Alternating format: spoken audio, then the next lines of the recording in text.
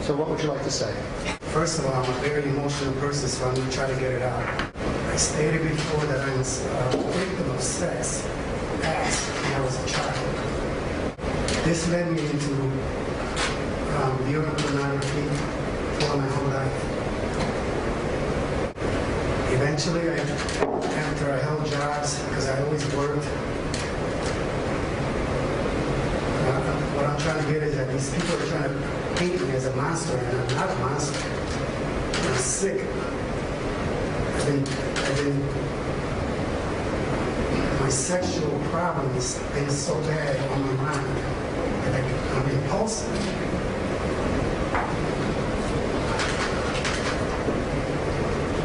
But eventually I married, had 4 children.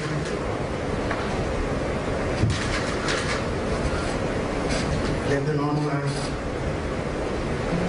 but I still practice the art of touching myself and viewing pornography.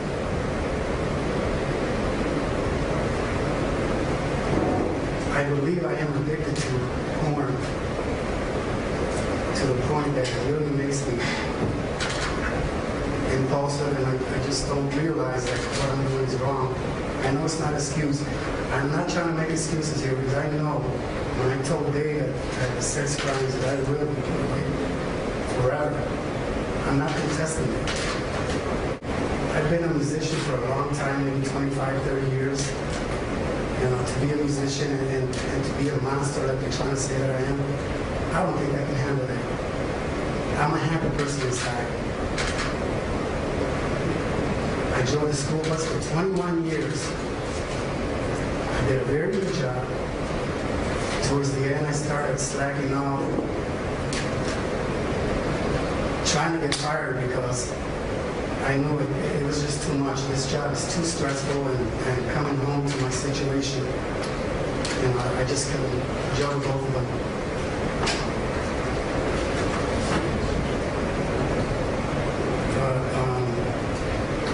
I never had a record until I met my children's mother.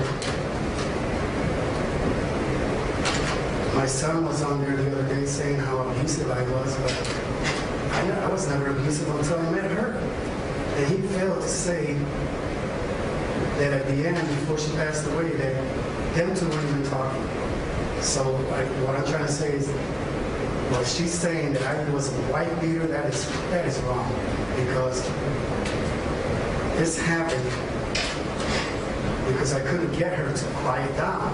I would continually tell her, the children are right there, would you please? And she responded, I don't care if the children are there. And she would just keep going, and the situation would escalate until the point where she would put her hands on me, and that's how I reacted.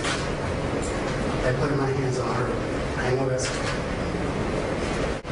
After living with her for 12 years, we separated, and then I was single for about 5 years. And that time, I continued to practice the art of masturbation and pornography, and it got so bad that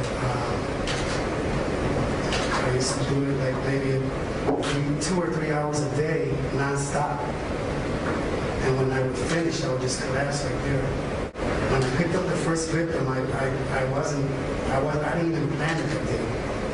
It wasn't something that they're trying to make us look like I did and I planned and I was thinking about it. I didn't do that.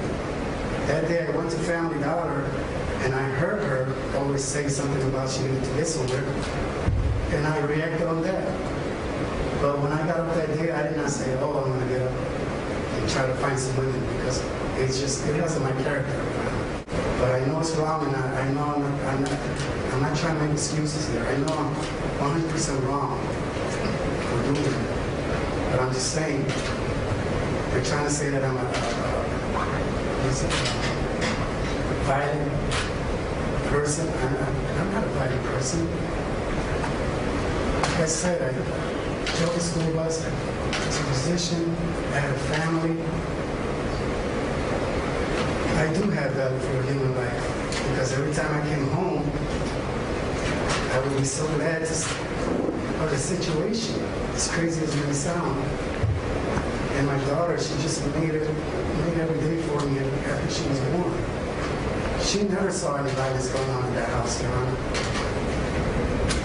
If anyone would question her, she'll say the opposite. She'll probably say, my dad is the best dad in the world, because that's how I tried to raise her in those 6 years.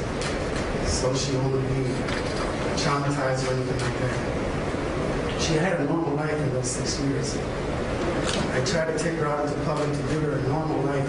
Look, this is how it works. I would take her to church. I would come home and just be normal, like a normal family.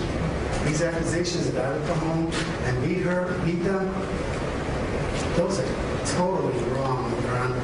Because like I stated before, I am not a violent person. I know what I did is wrong, but I'm not a violent person. I simply kept them there without them being able to leave. I know when I picked up the second victim, which was Gina, I don't understand how I passed up my own daughter to pick her up. Because I was driven by sex. And no, I did not know who she was. I saw her walking with my daughter, but I did not know that she was related to the Hastings family. Because I know her dad. We went to school together. We didn't see much of each other at school, but I know him from school. Amanda, she got into my vehicle without even knowing who I was. I don't blame her. I'm not putting the fault on her, but I'm just saying, I'm trying to make a point across that I am not a violent predator that you're trying to make me look a monster. I'm not a monster. I'm a normal person. I am just sick. I have an addiction, just like an alcoholic has an addiction. Alcoholics cannot control their addiction. That's why I couldn't control my addiction, Your Honor. Most of the sex that went on in the house, and probably all of it, was consensual. These allegations about being forceful on them, that is totally wrong. Because there was times that they would even ask me for sex, many times. And I learned that these girls were not virgins from their testimony to me. They had multiple partners before me, all three of them. That's basically it. I just wanted to clear the record that I am not a monster. I did not prey on these women. I just acted on my sexual instincts because of my sexual addiction. And God is my witness. I never beat these women like they're trying to say that I did. I never tortured them. Finally, I would like to apologize to the victims. So when I end up marrying Gina de Jesus and Michelle Knight,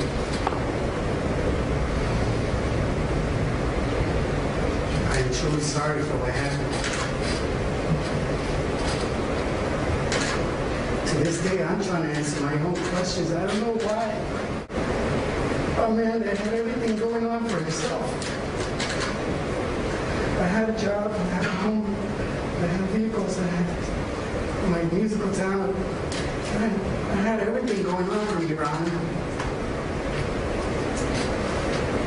I have a good history of working, providing. I just hope they can find it in their hearts to forgive me. Because we have a lot of harmony going on in that home. And if you've seen the YouTube video of Amanda this weekend, that right there itself proves that that girl did not go through no torture. That woman did not go through no torture. Because if that was true, do you think she would be out there partying already or having fun? I don't think so. I see in Gina and for the media, she looks normal. She acts normal. A person that's been tortured, he does not act normal. They will act withdrawn and everything. On the contrary, I heard the opposite. She's happy. Her victims are happy. I haven't seen much of Michelle because Michelle, since day one, no one missed her. I never saw no flyers out there about her.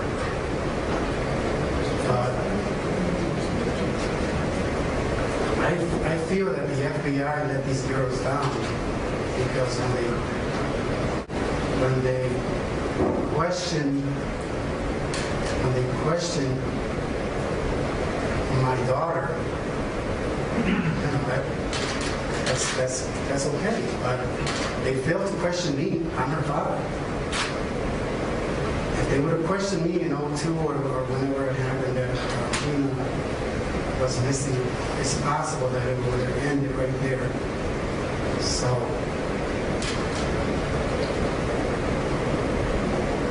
and also Dave forgot to mention that I did mention to him that I was addicted to porn, but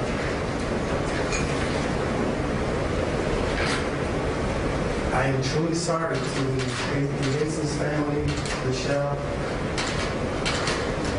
and Amanda. You guys know all the harmony that went on in that home. I ask God to forgive me. I ask my family, and I apologize to my family also for putting them through all this. I want to apologize to the state of Ohio, the city of Cleveland, putting the dark cloud over their city. I just want to apologize to everyone who was touched by these events. But I do also want to let you know that there was harmony in that home. There was harmony in that home. I was a good person being brought up. I never had a record. I just hope that they find it in their hearts to forgive me and to maybe do some research on people who have addictions, so they can see how their addiction takes over their lives. So again, I'm sorry to all the victims. I'm sorry to my daughter because I know that, God bless her, she's a miracle child. And God bless the women too. But she, there was times that when she was born, I know I could have taken her. That's why she's a victim also. I could have taken her to the ER, and I chose not to. Thank God that nothing happened, nothing bad happened. Because just last year she started getting toothaches. And I said to myself, I'm not going to let her die. Because I know an infection could possibly take her life. So I was just, the situation, Your Honor, was just, right now, collecting words. But that's part of the problem that I have also. I'll start talking and I just go blank.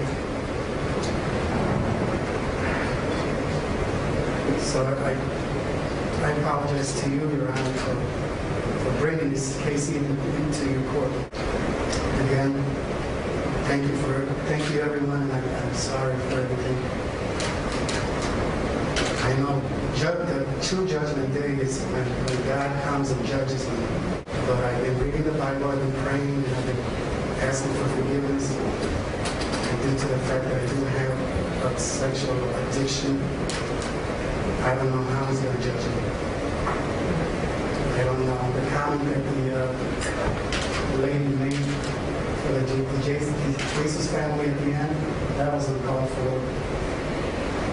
So again, thank you everyone. Thank you, victims. Please find it in your hearts to forgive me.